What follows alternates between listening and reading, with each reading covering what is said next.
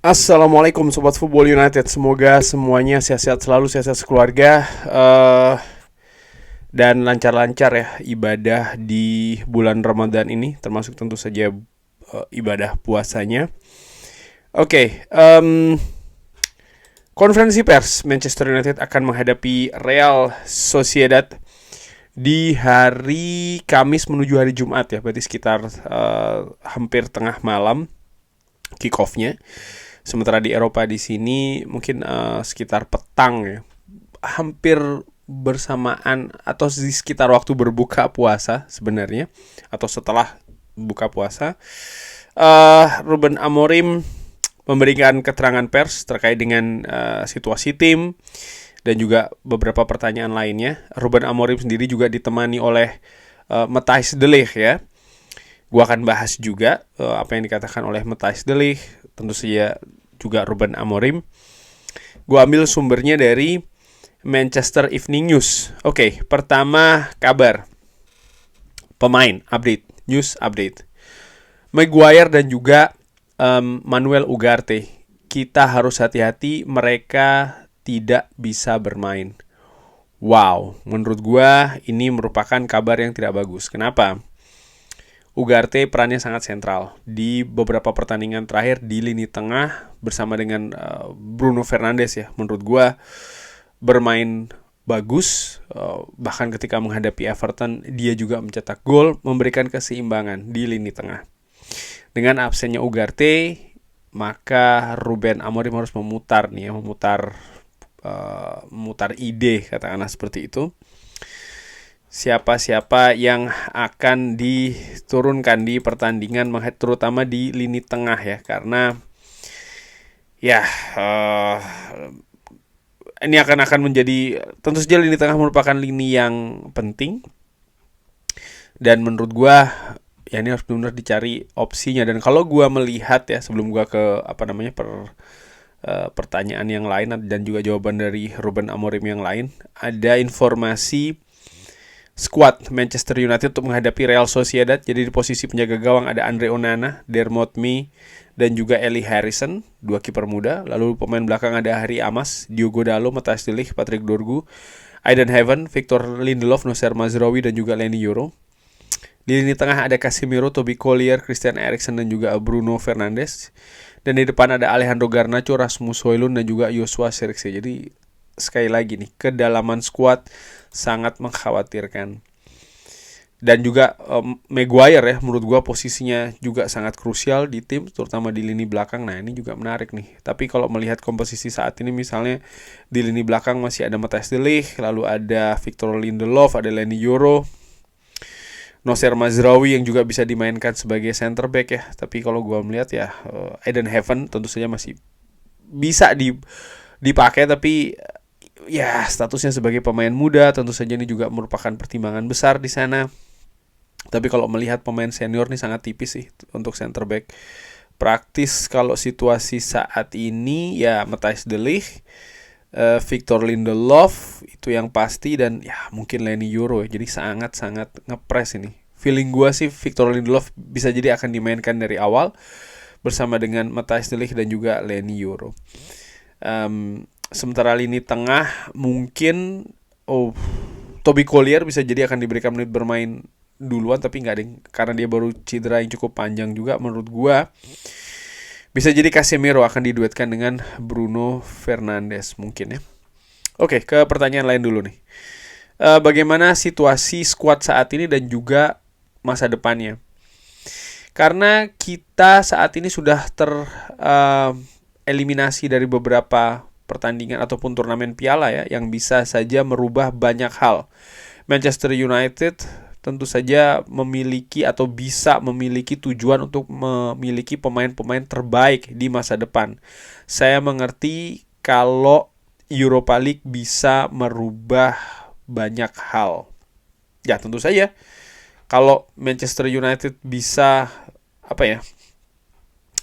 bisa memenangkan Europa League, maka dengan dimenangkannya Europa League menambah situasi positif atmosfer, situasi finansial pun juga demikian, karena Manchester United dalam perjalanan di Europa League juga menerima prize ya kan, hadiah-hadiah, dan puncaknya kalau bisa menjadi juara tentu saja itu akan menambah pundi-pundi keuangan dari Manchester United. Dan juga yang tidak kalah penting, tiket untuk ke Champions League musim depan ini akan berarti sangat-sangat masif sekali. Jadi ya Europa League ini memang menurut gua ya memiliki impact yang besar dan bisa merubah banyak hal.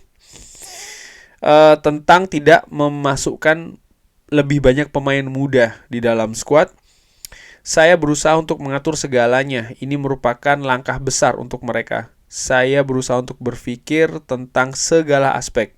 Saya tidak berpikir tentang bagaimana ini akan terlihat dengan saya tidak berpikir tentang bagaimana ini akan terlihat dengan teman-teman mereka ataupun juga dengan media. Ya, gue pernah bahas juga di salah satu video di Football United bahwa memang untuk menurunkan pemain muda ini banyak sekali pertimbangannya. Tidak bisa hanya coba saja dulu, berikan saja menit bermain dulu, lihat nanti akan seperti apa.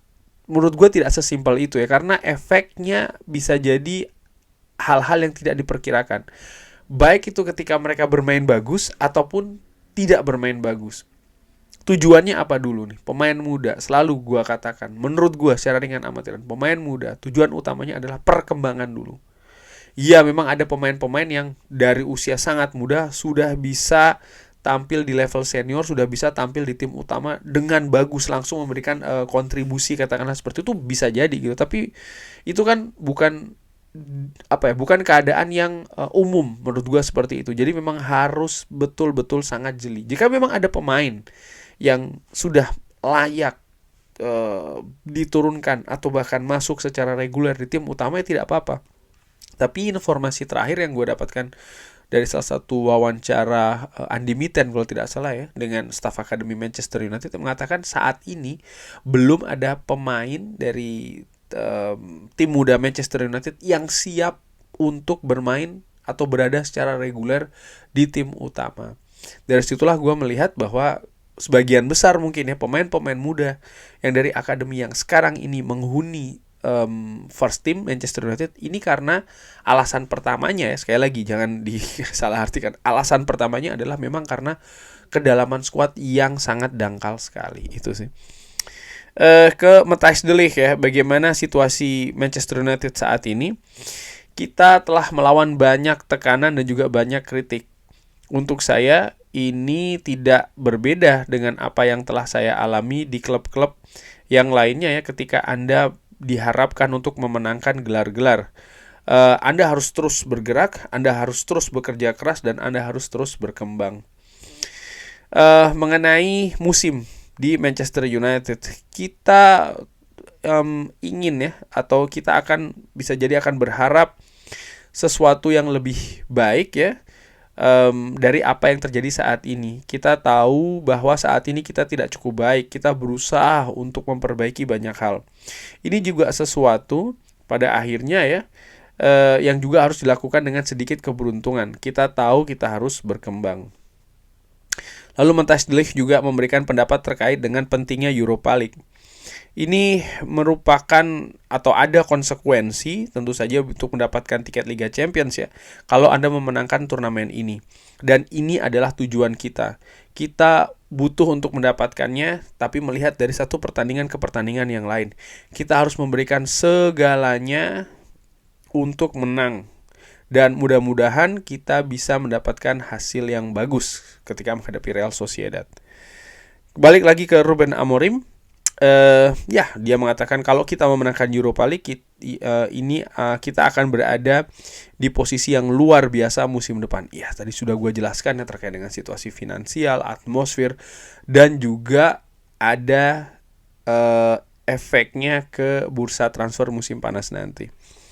Pertanyaan menarik nih, apakah Ruben Amorim akan merubah formasi? Saya pikir sistem ini bukan masalahnya, tapi tentang bagaimana cara kita bermain. Kita memiliki banyak masalah dan kita berusaha untuk bekerja di masalah-masalah tersebut. Setiap sistem membutuhkan karakter yang berbeda. Tapi saya masih sangat yakin, saya tidak akan merubah formasi saya. Ya itu yang dikatakan oleh Ruben Amorim sekaligus juga mungkin menjawab ya, karena ada banyak beberapa komentar yang mengatakan ya tidak cocok, tidak ini dan segala macam.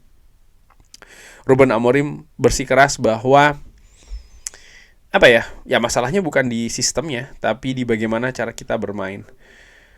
Kalau gue lihat bagaimana, ya ini sekali lagi ini merupakan konsekuensi di mana Manchester United, gue tidak hanya melihat terkait dengan oke, musim lalu, 2 musim yang lalu, 3 musim lalu, enggak. Bahwa blueprint dari Manchester United dari waktu yang sudah sangat lama ya, ini memang bukan dengan 3 back, dengan 4 back. Awalnya tentu saja dengan 4-4-2, lalu ada perkembangan menjadi 4-3-3, mungkin akan menjadi 4-2-3-1 dan lain. Tapi standarnya adalah dengan 4 back, artinya dengan menggunakan 2 full back. Nah, dengan menggunakan 3 back ini ada perubahan yang cukup signifikan, dan karakter pemain yang selama ini didatangkan di Manchester United ya pemain yang bermain dengan 4 back, sehingga ada banyak adaptasi, ada banyak modifikasi. Ini butuh proses, ini butuh waktu. Mungkin betul apa yang dikatakan oleh Ruben Amorim bahwa masalahnya bukan di formasinya, tapi dari bagaimana Manchester United ini bermain. Namun demikian menurut gue ya satu dan yang lainnya ini ada keterikatan. Tapi apakah lalu divonis bahwa oke, Manchester United tidak bisa nih dengan 3 back, atau Manchester United ini bisa nih dengan 3 back? Menurut gue sampai dengan titik ini, dari apa yang terlihat di atas lapangan, ya Manchester United belum bisa secara seutuhnya. Tapi apakah gue katakan belum bisa ya, tapi apakah ini berarti Manchester United tidak akan pernah bisa? Nah, di situ kan pertanyaannya. Kalau itu gue berpikir enggak. Sangat mungkin bisa dimodif, sangat mungkin bisa diperbaiki, sangat mungkin bisa akhirnya bisa menjalankan formasi ini. Syaratnya apa? 2 hal menurut gue. Nomor 1, harus ada perubahan dulu nih terkait dengan komponen-komponen yang ada di skuad Manchester United. Pemain-pemain yang memang bisa masuk ke skuad pemain-pemain yang di skuad yang bisa bermain dengan sistem itu. Artinya ada situasi nanti hubungannya dengan rekrutmen. Itu nomor 1. Nomor 2, ya waktu latihan untuk melatih, untuk mendrill sistem ini gitu ya, supaya pemain bisa mengimplementasikan sesuai dengan yang diinginkan oleh staf kepelatihan. Dan sayangnya 2 hal tersebut, rekrutmen dan juga waktu latihan, belum didapatkan oleh Ruben Amorim secara optimal, sehingga menurut gua masih terlalu dini untuk memvonis bahwa oke, Manchester United tidak bisa nih dengan 3 back, atau sebaliknya Manchester United nih pasti akan bisa. Nanti dulu, kalau 2 hal itu sudah dipenuhi, baru kita bisa menilai lebih jauh lagi. Menurut gue seperti itu. Terima kasih menurut Sobat Football United. Bagaimana? Silahkan drop di kolom komen. Sekali lagi terima kasih sudah menyaksikan. Jangan lupa like, sholat, dan juga subscribe. Wassalamualaikum warahmatullahi wabarakatuh. Thank you.